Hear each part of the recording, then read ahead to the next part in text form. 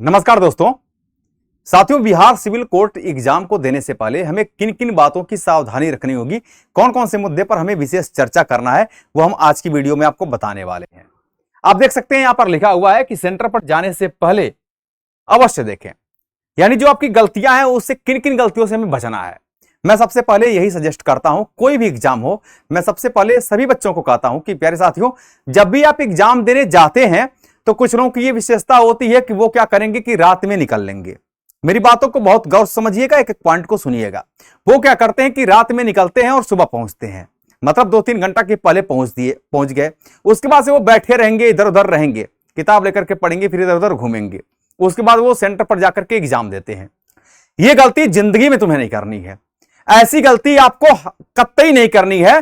आप एक काम हमेशा करेंगे कि आपको मान लीजिए कल एग्जाम देने जाना है, तो आज आप रात को चले जाइए, कहीं पर रुकिए, नहीं रुकने की व्यवस्था है तो भाई अच्छा एग्जाम है, बेहतर एग्जाम है, ये आपका ये अंतिम एग्जाम समझ करके इसको देना है आपको।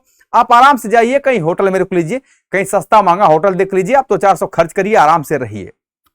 आप यकीन मानेंगे कि जो आपके आसान क्वेश्चन गलत होते हैं एग्जाम में, वो सिर्फ इसी कारण से होते हैं कि आप 3 घंटा पहले सेंटर पर पहुंच जाते हैं। उसके बाद आपका दिमाग स्थिर नहीं होता है। ये माइंड हमारा जब तक स्थिर नहीं रहेगा तब तक हम अच्छे तरह से क्वेश्चन को सॉल्व नहीं कर पाएंगे, और आसान क्वेश्चन भी आते हुए हमारे गलत हो जाते हैं।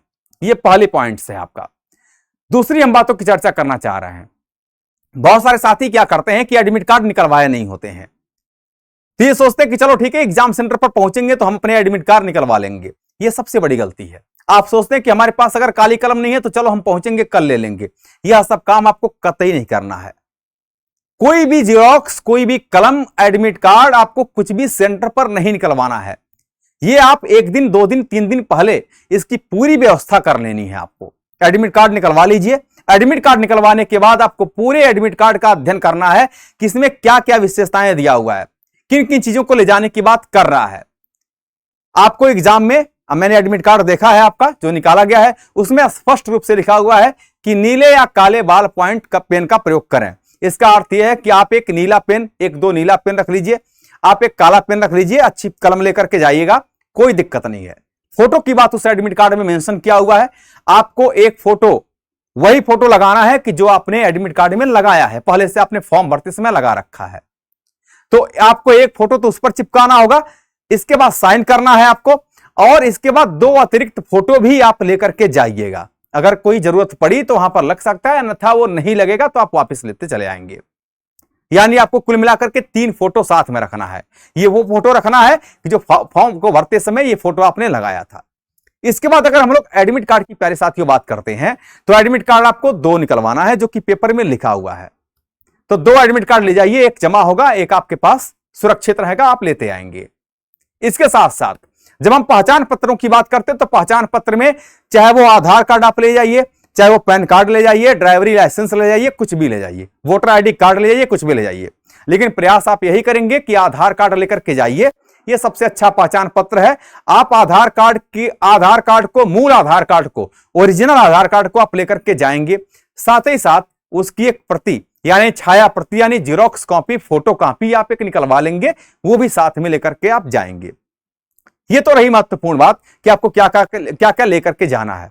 इसमें से कोई भी चीज आपको सेंटर पर नहीं निकलवाना है, क्योंकि हमारा जो माइंड सेट होता है बेसिकली, ये हमेशा एग्जाम के समय पूरी तरह से स्थिर होना चाहिए। इसीलिए मैंने कहा है कि एग्जाम सेंटर पर आप 2-3 घंटे पहले मत पहुंचिए, बल्कि आराम से आप स्टेशन पर पहुंचिए, एक होटल लीजिए, रहने की कोई व्यवस्था है, रिश्तेदार, नात रिश्तेदार, घर परिवार का कोई भी सदस्य है, वहां पर आप जाइए, रूम पर रुकिए, सुबह में उठ करके स्नान ध्यान करके आप आराम से परीक्षा हॉल में बैठ करके एग्जाम दीजिए। आप यकीन मानना कि आपके 7 से 8 क्वेश्चन, यहां तक कि 10 क्वेश्चन आप प्लस करके आएंगे। पूरी विश्वास है मेरा, मैंने सभी अनुभव कर रखा है। तो यह काम आपको कर लेना है। अब इसके बाद हम कुछ मुद्दों पर और चर्चा कर रहे हैं। जैसे मान लीजिए कि जब आप एग्जाम हॉल में बैठते हैं तो आपके मन में थोड़ी घबराहट होती है कि हम कैसे पेपर को दें, हम क्या करें कि बेहतर नंबर लाएं। प्यारे साथियों, कभी भी क्वेश्चन में आपको जूझना नहीं है, और आपको लगता है कि मैथ्स, आपको लगता है कि इंग्लिश, और आपको लगता है कि हिंदी, ये 3 सब्जेक्टों में जो सबसे आसान सब्जेक्ट लगे, सबसे पहले हमेशा उसी को उठाना चाहिए, क्योंकि हमारा दिमाग उस समय शांत होगा। तो हम मान लीजिए हिंदी आपको आसान लगती है, थोड़ी बहुत आसान तो लगती ही है, इंग्लिश और मैथ्स की अपेक्षा आप हिंदी उठाइए और हिंदी के एक निगाह से सभी प्रश्नों को आप कर लीजिए। जो क्वेश्चन नहीं आता है समझ में, उसको आप गोला करके आगे बढ़ जाएंगे, आप उस पर अपने टाइम को इन्वेस्ट नहीं करेंगे। अब प्रश्न ये होता है कि क्या हम एक सरसरी निगाह से सारे सब्जेक्टों को कर लें और उसके बाद बचे हुए प्रश्नों को अंत में करें? यह आपका उपयुक्त नहीं होता है। आप एक सब्जेक्ट को उठाइए, हिंदी को, आप सरसरी निगाह से आप क्वेश्चन को कर लीजिए। इसके बाद जो क्वेश्चन आपसे छूटते हैं उसको पुनः दोबारा पलट के एक बार सरसरी निगाह से देख लीजिए। आप पूरा विश्वास में बताता हूं कि आपको वो क्वेश्चन सॉल्व हो जाएंगे। ठीक है, एक आध क्वेश्चन रहेगा तो आप अंत में कर लीजिएगा, उसको ध्यान में रखिएगा। इसी प्रकार से मैथ की बात है। मैथ क्या होता है कि जब आपका माइंड सेट क्या होता है ना कि एक क्वेश्चन पर जैसे ही जूझते हैं तो अगले आसान क्वेश्चन आप गलती करना शुरू कर देते हैं। तो आपको अप्रोक्स रखना है कि 35 क्वेश्चन में से 20 से 25 क्वेश्चन या 20 से 22 और 25 क्वेश्चन ऐसे होने चाहिए कि जो आसान हो, जिनको आप एकदम सॉल्व करते हुए आसानी से चले जाएं। क्वेश्चन बहुत ज्यादा आपके टफ नहीं आएंगे, ये ध्यान रखना। क्वेश्चन उसी लेवल के आएंगे, आसान प्रश्न रहेंगे, बहुत इजी वे में आप लोग सॉल्व करेंगे। तो हेडेक बिल्कुल नहीं लेना है। तो आप 35 क्वेश्चन में आपको एक स्ट्रेटजी बनानी होगी कि यार हमको 20 से 22 क्वेश्चन ऐसे हैं जो एक नजरों में हम सॉल्व कर सकते हैं। बाकी क्वेश्चन पर आपका जो है कि गोला मारा हुआ होगा। एक बार पुनः उन क्वेश्चन को देखिए, आप पूरा विश्वास करिएगा कि उसके बाद से 4 से 5 से 6 क्वेश्चन आपका फिर तड़ातड़ लग जाएगा। यानी आप कुल मिलाकर 35 क्वेश्चन में 28-29 क्वेश्चन तक एक बार में कर लेंगे। जिस सब्जेक्ट को उठाएंगे एक बार सरसरी निगाह से आसान प्रश्नों को करना है और पुनः पलट करके जो छूटे हुए क्वेश्चन है उन पर फिर आपको जो समय देने वाला है उसको आपको तुरंत कर लेना है। अंत में एकदम नहीं करना है। अंत में वो क्वेश्चन करने हैं जो 2-3 आपसे नहीं लगे हैं, आप छोड़े हुए हैं, ऐसे क्वेश्चन होने चाहिए। इसके बाद आप इंग्लिश ले लीजिए या कोई भी सब्जेक्ट ले लीजिए, आप उसको उठा करके कर लीजिए। प्यारे साथियों, ये हमारी स्ट्रेटजी होनी चाहिए। अभी आपके पास जो भी समय बचे हुए हैं, एक आध दिन 2 दिन के समय बचे हुए हैं, अगर आपके पास पर्याप्त टाइम है तो आप प्रयास करेंगे कि आप सेट मार लीजिए, ये अनुभव आप कर लीजिएगा। या इसके अतिरिक्त अगर आप परफॉर्मेंस बेस्ट कर रहे हैं, यानी आपके टोटल 85 मार्क्स के यानी 85 क्वेश्चन जो आपके एग्जाम में पूछे जाएंगे, उस 85 क्वेश्चन में आपको लगता है कि नहीं 75-76 क्वेश्चन, हम 77 क्वेश्चन 80 क्वेश्चन तक कर ले रहे हैं, तो आप अपने स्ट्रेटजी के अनुसार जो आपको उचित लगता है उस अनुसार ही चलेंगे। किसी की बातों में नहीं आना है कि हम ये सबसे पहले करते हैं, ये सबसे पहले करते नहीं। अगर आपको लगता है कि आप बेस्ट अप्रोच अपनाते हैं तो आप हमेशा अपने अप्रोच को ही बेस्ट मानिएगा, वो आपकी अच्छी स्ट्रेटजी होती है। इन बातों पर हमें ध्यान रखना होगा, इन बातों का महत्व है साथियों, और पूरी तरह से इन बातों पर हमें फोकस करते हुए आगे बढ़ना है। इसके बाद कुछ और बातों की चर्चा करते हैं, जैसे घड़ी हो गया, मोबाइल हो गया, यह सब आप एग्जाम में कतई नहीं ले जाएंगे। इसको आप रूम पर, घर पर रख करके ही ले जाइएगा, आपको अच्छा होगा। अब मैं आपको बात बताता हूं एक छोटी सी और।